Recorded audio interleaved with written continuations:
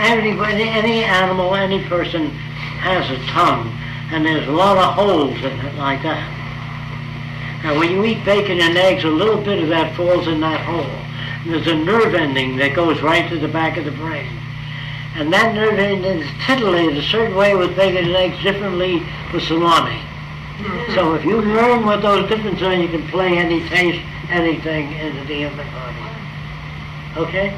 Yeah. Now, what enables a person to think broadly? If a person comes to me and says, I want to be a creative architect, I says, first get a book on seashells. Look at all kinds of forms and shapes, geometry, leaves, plants, trees, bugs. Then you can bring more to architecture than just this crapola that everybody lives in. They all live in a house that looks the same. Or you put 6 little additional roofs up, or another roof up here. What are all these roofs for? Look what I can afford. See, they're nothing things. They're about nothing. They waste resources. Person says, well, I don't know that I want to live in the dome. Your brain is in the dome. You've been living in it all your life.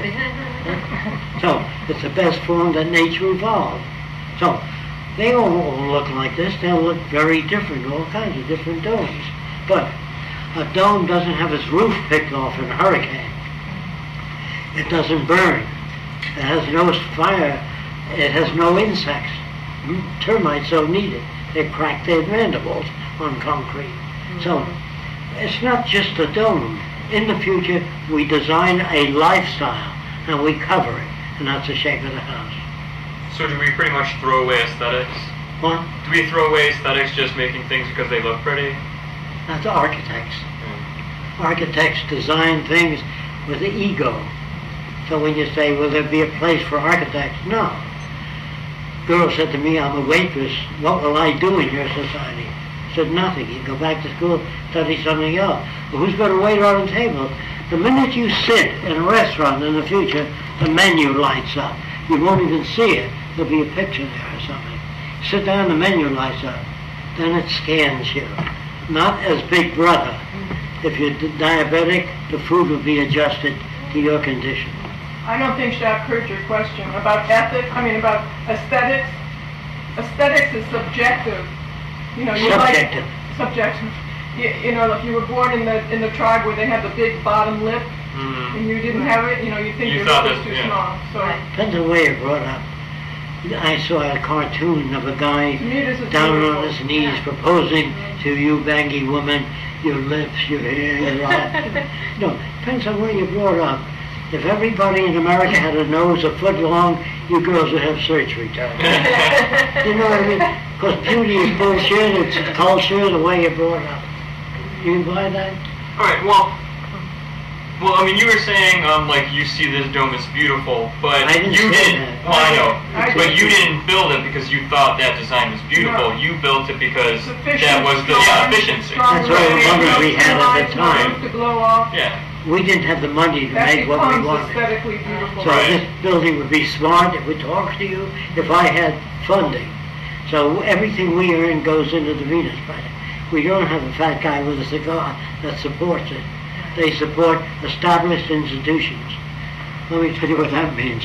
Every country is an established institution. It works a certain way and they perpetuate it. An emergent society is what we all really want. One that's undergoing constant change, just like television, radio, electronics, is an emergent sector of society. But our values are established. You get married, you have children, you get a car, and that's it. They limit what your life would be. We have no limit. We have no final frontiers, no utopias, no intelligent people, because it's an ongoing process. Are you clear on that? Mm-hmm. Okay. If you leave here, you should be quite different than when you came in. Okay. So, talking to other people, allow for the differences and say it in simpler ways if you can. Okay? Now, the Capitol building.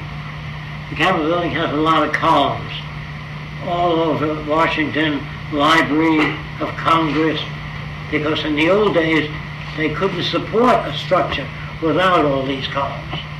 When I was a kid, Airplanes have braced wings, and today it's a clean wing that's sticking out. So I designed a gas station years ago with two things sticking straight out, and the architects didn't like it because if it looks like it's going to fall, so they put two additional things. That's holding back technology. You understand? So what you like, what you think is right or wrong, people say, well, will I like the future? Probably not. If you took your grandmother to Miami Beach and she saw the girls with their butts hanging out, they've gone too far. And she's not wrong where she's coming from. So you can't look at the future and say, all my values are gone, now I can take on the new. You can't. I try to prepare people so they're ready for change. You must prepare people for change emotionally and intellectually. Can you understand that? Let's say Roxanne fell in love with a younger guy. She wanted to leave me. If I loved her, I would help her back. You understand what I mean? Right. That's love. Not, you're breaking up the home. Don't you have any feeling for me anymore? That means that I'm not meeting her needs. That's why she left. Mm-hmm. So, I'll feel sad, I'll feel hurt, but I won't hurt her. I'll say, if you ever want to come back, the door is open. Or where is it that I'm not meeting your needs? Can I meet your needs? I don't know that. But owning another person is wrong. You don't own your children or the person you're with. They must be as free an individual as you want to be.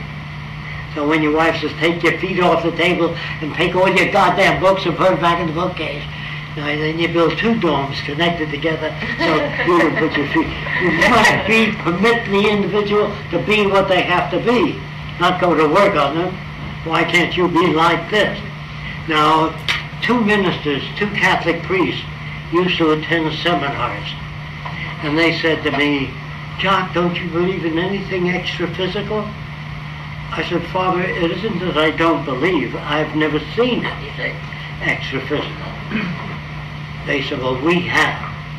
I said, well, take me there. Don't tell me about it. So they said, well, we know a woman about 60 years old in Palm Springs, California. I lived there then. That has the power of telekinesis. Do you know what that is? Mm-hmm. They said she can move objects without touching them. I said, if she can do that, the hell with science. What am I busting my butt trying to find out how things work? So I said, ask her if I can come and see a demonstration. They called up and she said yes. Now I asked her one more question. Can I check it out? She said yes. So I went to California. She put this to Palm Springs. And she put this big vase on the table, and the lights were on and moved down the table slowly.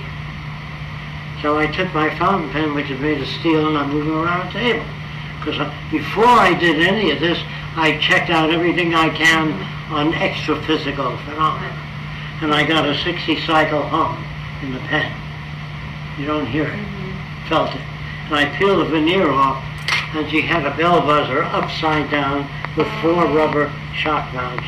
And the table was highly polished, slightly tilted. Got it? So I said, Father Dempsey, this is how it's done. They said, I thought she was a nice lady. I said, she is a nice lady. But she said to me, you son of a bitch, you get out of here. So I said to her, I'm not your enemy. I went to the Hall of Records and found out your husband died 10 years ago. And your friends diminished the visits. We like to visit husband and wife, but if one is killed, they diminish the amount of visits. And then when you do this, all these people come and your life is full of color. But don't tell these kids you have magical power. Just say, I'd rather not tell you how I do it. Okay? Right. So I read of a girl in Reader's Digest, 16 years old.